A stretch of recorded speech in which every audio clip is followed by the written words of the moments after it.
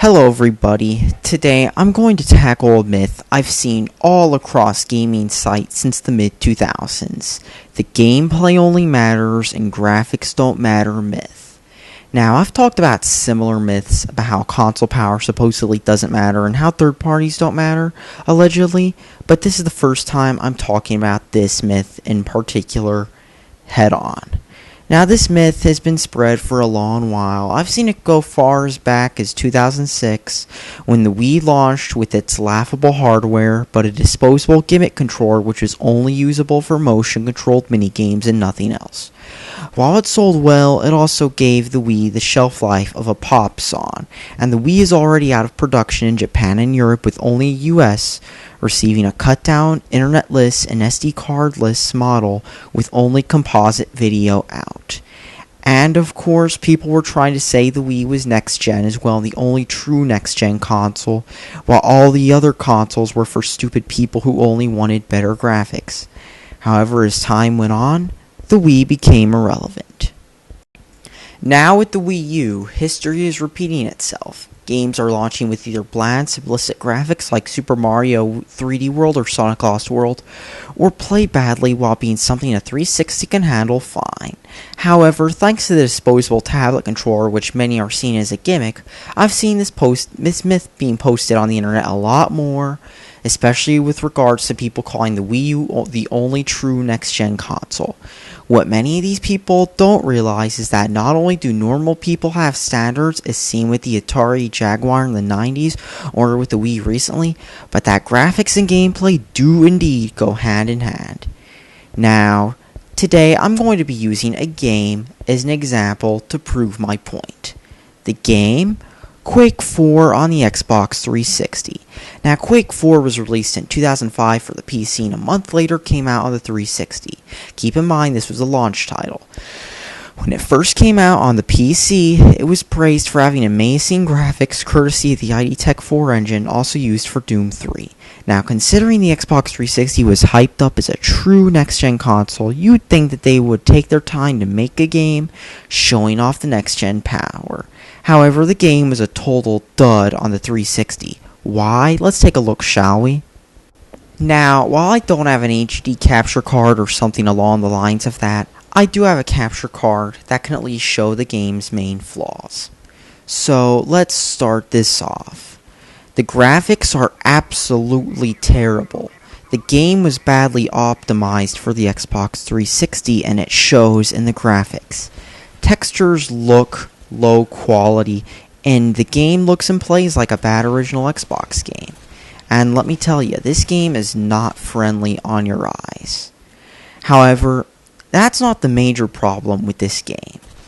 The major problem isn't just the fact that was supposed to be a next-gen game, and keep in mind Call of Duty 2 came out not long after this game came out and looked a lot better, but the frame rate is really screwed up. While Call of Duty 2 had a great frame rate running at 60 FPS, this game, the frame rate will jump all over the place, especially when you're shooting enemies. The game's frame rate will literally, you can see even when I'm walking around, the game just stutters. The game has severe frame rate issues and it will bounce all over the place. Now, what does this have to do with gameplay? Simple. The gameplay basically relies on how fast the camera can move, how fast your weapon can fire and stuff, and when the frame rate runs badly in this game, as you can see, some points, for example, I heard there's a rail level where you have to be on rails and shoot. That level will dip in frame rate due to how badly this game is optimized for the Xbox 360. And not only that, but there's another thing I thought I'd bring up too that can also change how graphics and gameplay go hand to hand. Art style. Now, you know how I said this game is unpleasant to look at? The only thing worse than a game that's unpleasant to look at with no anti-aliasing, with jaggy lines everywhere, and that kind of stuff, is a game with a poor art style. I'm going to talk about Call of Duty Ghosts and why that game was bad with its regards to art style right now.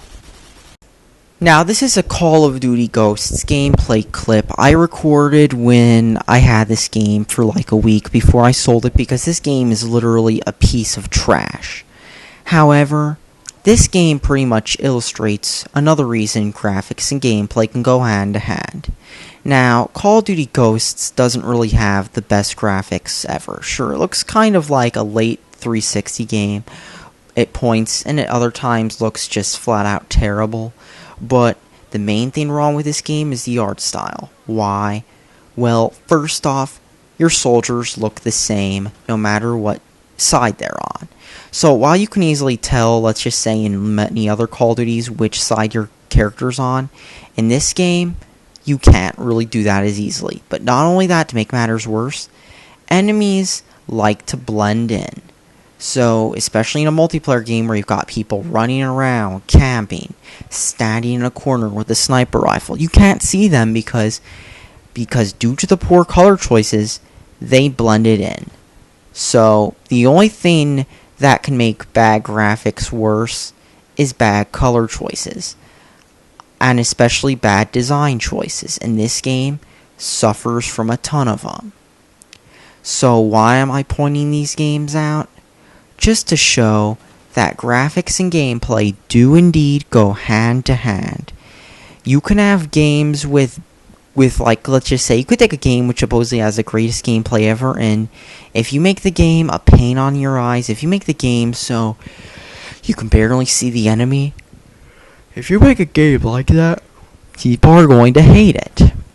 And I don't just mean the casual consumer. I'm talking about people who actually play this game, like those, quote, hardcore gamers. I mean, let's be honest, you don't want your games looking like a 2600 game, an Apple II game, an early 3D game, and I don't mean like, say, Sega Model 2, I mean stuff like, let's just say, certain PS1 or N64 games, which really didn't make good use of the hardware. Do you really want your games to look like that? Because I don't. Or another good game with a bad art style, Pokemon X and Y. It looks bland and generic, especially considering how handheld hardware has improved. And considering how there were Pokemon spin-offs with amazing graphics, like Pokemon Battle Revolution, X and Y and the like just looks like crap. I mean, I could name tons of examples, and it plays like crap too because it runs at 30 FPS too, instead of 60 like, let's just say, Generation 3 did, but I'm just making a point here. Graphics and gameplay do go hand in hand. It's that simple.